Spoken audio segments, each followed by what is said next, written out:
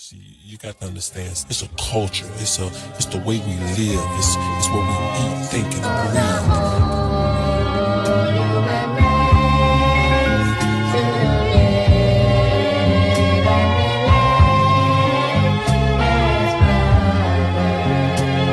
Yeah, yeah. Hey.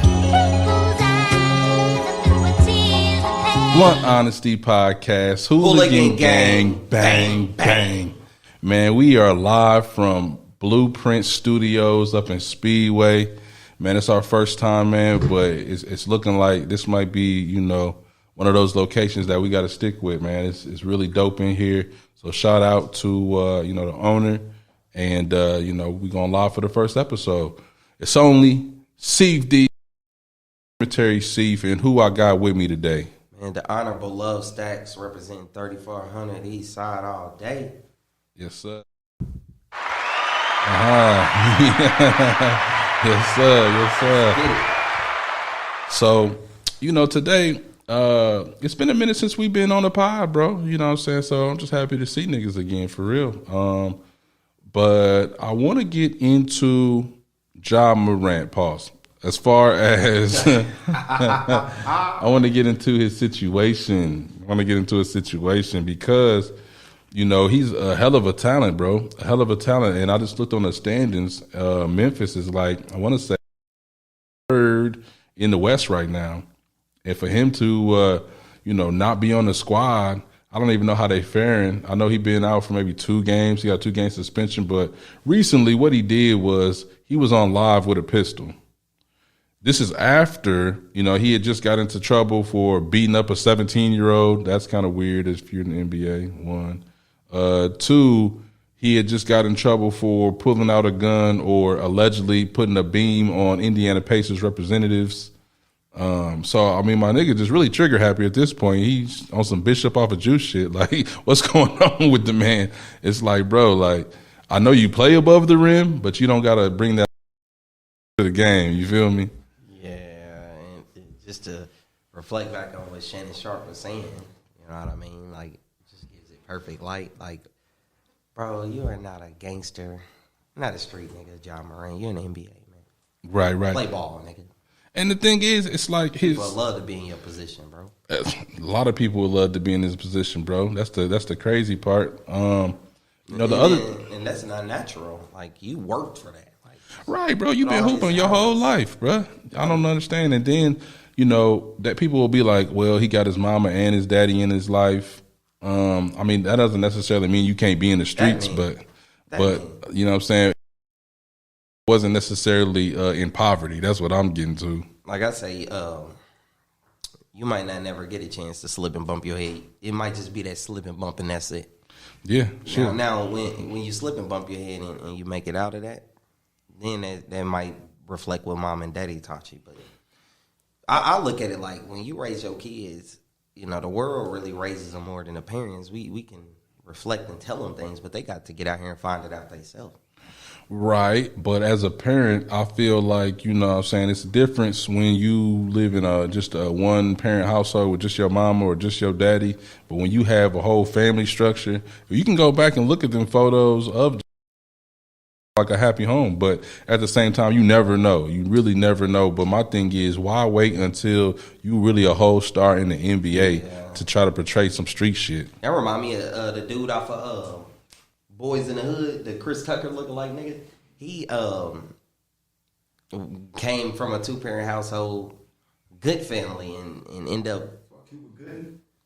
Nah, the dude that shot Morris Chestnut, the nigga looked like Chris Tucker that aimed out the car. But that dude, like, look up his story. He came from a 2-parent household, good family, and still banging. Yeah, still. He got killed, didn't it?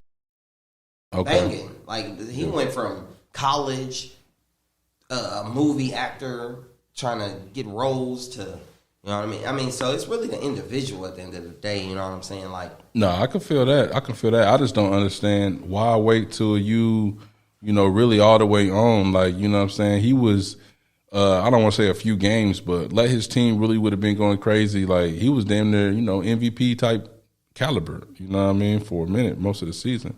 So for you to now, you know that you in hot water for guns, and then like maybe a few days before him going on live with the shit, he was like, you know, they hit a 3 in the game. He'd out there like pow, pow, pow, pow on the sidelines, like when you were already in question for gunplay, and you know what I'm saying? Like, what's wrong with you, bro? His name is, the nigga I'm talking about name is Lloyd Avery II.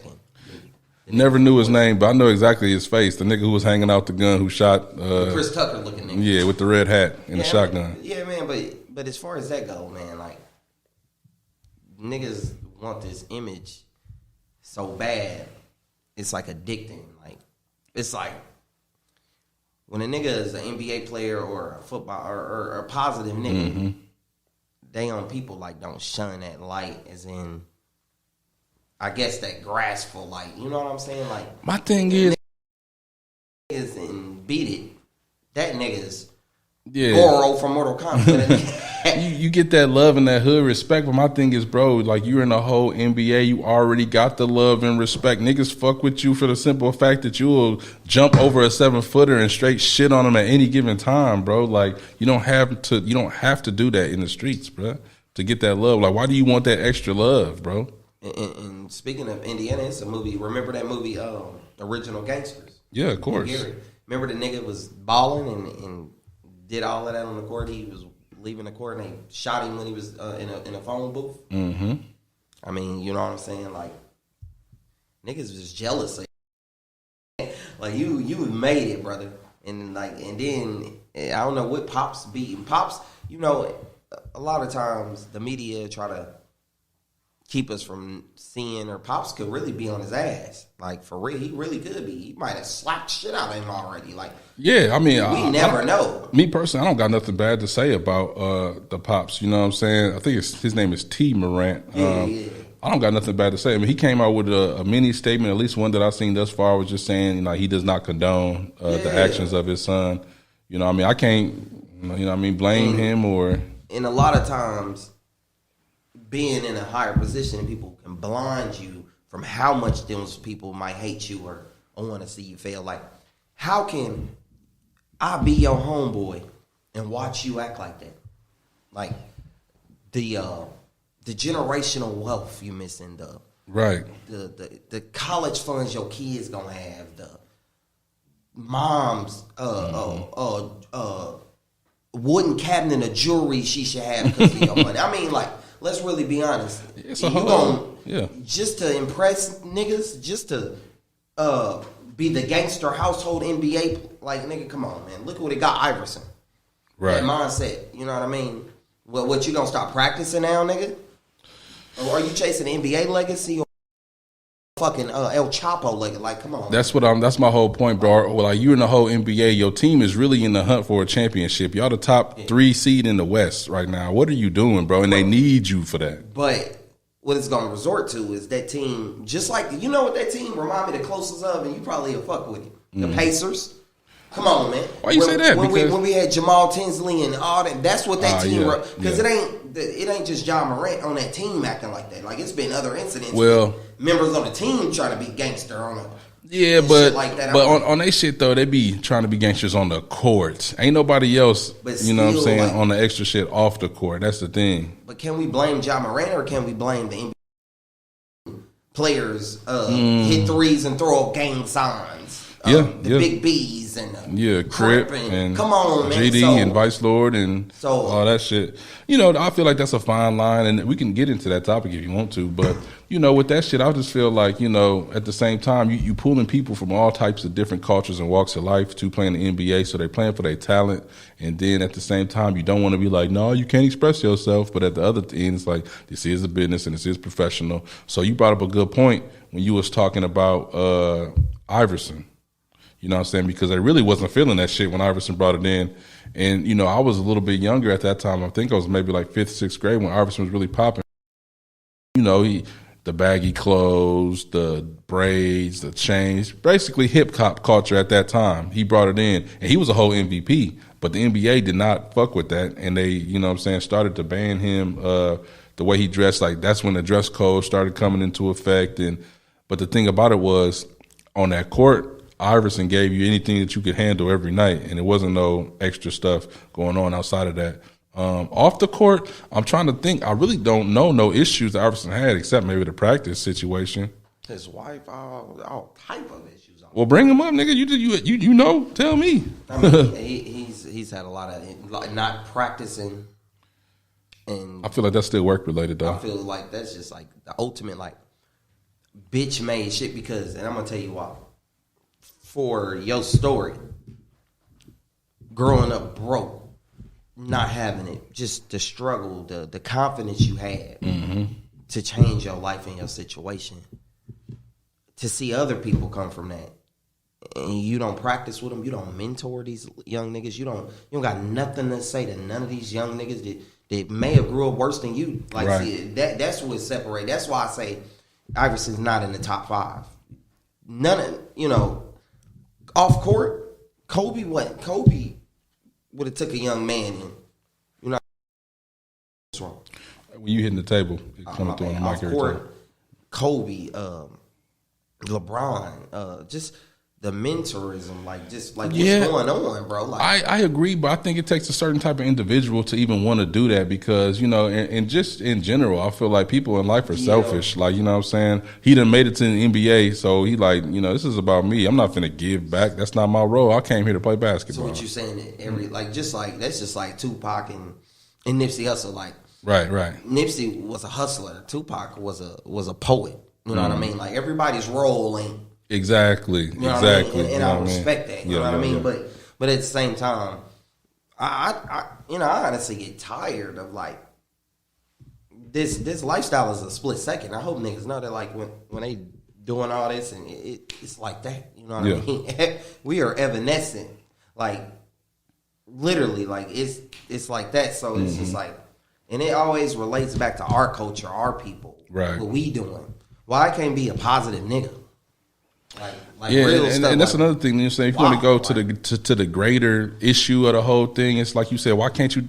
What's wrong with being a positive nigga? Why in the black culture is it basically everything that is good is bad and everything that is bad is good? I'll give you an example of that. I was speaking to a friend, just a homegirl, nothing crazy. I think I said, "Hey, how you doing, dear?" And she said, "Dear." That's weird. I was like, what you mean? You know what I'm saying? What you mean? I was just saying, hey, good morning or whatever the fuck. You know what I'm saying? She's like, that's what the creepers be saying. So I said, what would you prefer? Or what's good, thug? What's up, bitch? What's poppin', ho? Oh, shit. Yeah, I would. Okay.